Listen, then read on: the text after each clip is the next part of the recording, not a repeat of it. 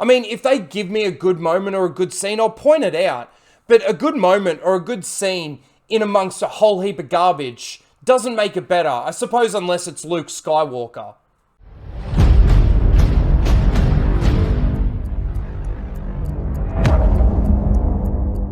G'day guys and welcome back to Raging Rhino. Alright, I wanted to get this review out a lot quicker than this. I do apologise. I haven't been well the last couple of days and I've just been starting to get over that. So here we go. We're going to get into episode 5 of the Bad Batch called Rampage.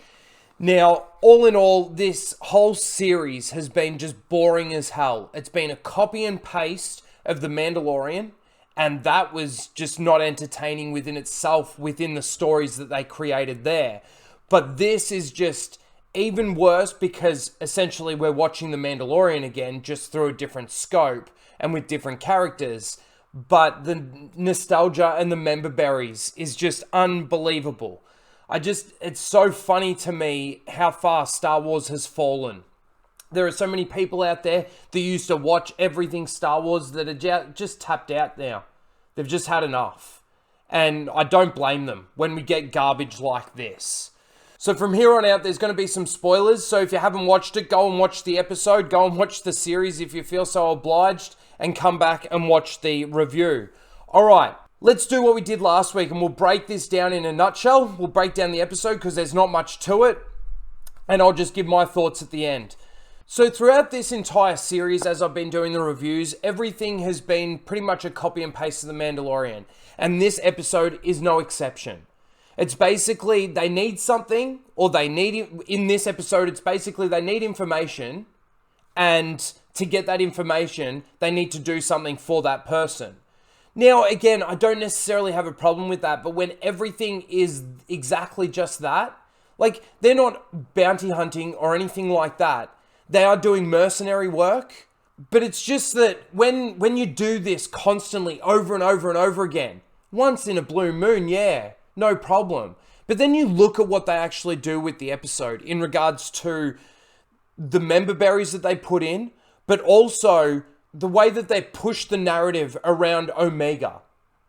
So basically what happens is that they're going back into the inner core somewhere to one of these planets to get some information about who this person is, who the bounty hunter is that wants Omega. That's the premise of the episode. So they go to some planet where this person, Sam, that Echo knows, but's never met, so doesn't know what the person looks like. So they go to this bar and they talk to this bartender there, or the owner, and that person says that they don't know who Sam is. And then they're discussing it amongst themselves, and Omega walks right over to her and goes, "You're Sam, aren't you?" It was so, like, again, Omega gets her wrist comm in this episode, and she knows the rules, and she does break the rules, but it's not until after a certain situation happens. So they go to this person, Sam, they have their discussion after Omega figures it out, and to get this information, they need to, of course, find this child, this female child named Muchi from these slave traders. So they make the deal, and of course they go off to do what they need to do, and this person's going to get whatever information they can about this bounty hunter. So they go off to essentially save Muchi from these slave traders. They go there, they send Omega back to the ship, and they go in to try and save this kid. So they use their binoculars, they're looking there, and they see this father and daughter and another slave there. And they think that that's, of course, who they need to free. So they go down, they get caught themselves because they've got this big beast flying creature thing. And, of course, they get caught, and they go back to the ship to investigate whether or not there's anyone still back at the ship. Omega hides and goes and sees that they're in trouble. So while she's trying to free them, she unlatches the cage that then unlocks this baby Rancor that's in there that just wreaks havoc as a distraction, and then they start to be able to get out of there. While they're doing that, they say to the slave girl, "We're going to get you out of here, Muchi." And she goes, "I'm not Muchi. That's Muchi, and it's the baby Rancor." we find out later in this episode that the Rancor is actually the Rancor from Jabba's palace. And it's just a baby version of that. And this is where the member berries comes in. Because this episode couldn't hold up on its own. And it still doesn't hold up, even with introducing Bib Fortuna into this. And of course, they've got to bring him in because you saw him at the end of The Mandalorian. And it's all going to link to the Book of Boba Fett somehow. It's absolutely ridiculous how they did this. And of course, they come strolling in with Moochie. Let me just skip forward a little bit here. With Omega sitting on Moochie's shoulders. It's absolutely like this show is just stupid. It's a kid's show. They've turned Star Wars into Star Wars for kids. You know, these guys treat Omega like their uncles and stuff like that. And I completely understand that based on the story that they're trying to tell. But why are we telling a story around a kid? And then why are we going off to find Rancors, not getting any information from the person, and they go off and do this mission, and of course they get it back and they get their credits and everything. Now, the other thing too is the information, the intel that they get for risking their lives and doing all of this is this. Listen to this. Your bounty hunter is Fennec Shand. She's new to the scene, but has already proven herself to be cunning and ruthless. Who hired her? Unknown. My sources in the guild say she's working on a direct commission. With someone like her nipping at your heels, you're gonna need two things: friends and money. She just goes on to say mostly money. That's the intel. A name, the fact that she's working on a direct commission. That's it. This show is just bullshit.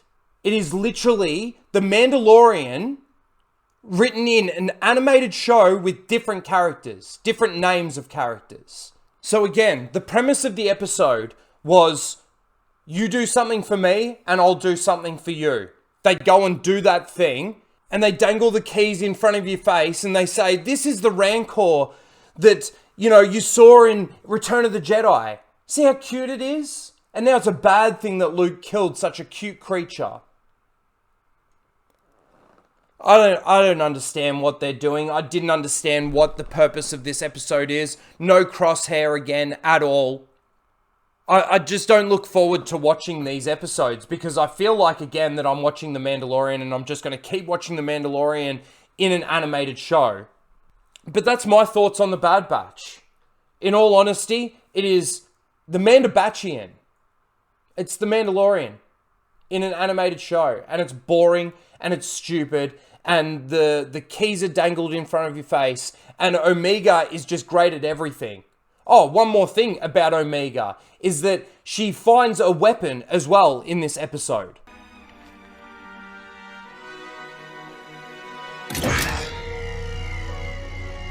Yep. Omega! Stay close! Now the toy set is complete. You get Omega with her wrist comm and her weapon, her bow and arrow. It's just, the whole thing is just silly. And I honestly, I'm not looking forward to episode 6. And I'm going to watch it and I'm going to review it. Because I know there are people out there that want to know what's actually going on with it that aren't watching it because they just don't trust Star Wars. They don't trust Disney with Star Wars. And who would? Who would? Anyway, look, that's my thoughts on the episode. We got episode 6 coming up at the end of the week. We'll watch that and review it. We'll see if anything good comes out of it. I mean, if they give me a good moment or a good scene, I'll point it out. But a good moment or a good scene in amongst a whole heap of garbage doesn't make it better. I suppose unless it's Luke Skywalker. But anyway, let me know what you guys think in the comments below. Please don't forget to like, share, and subscribe. And we'll see you in a few days for episode 6. Later, guys.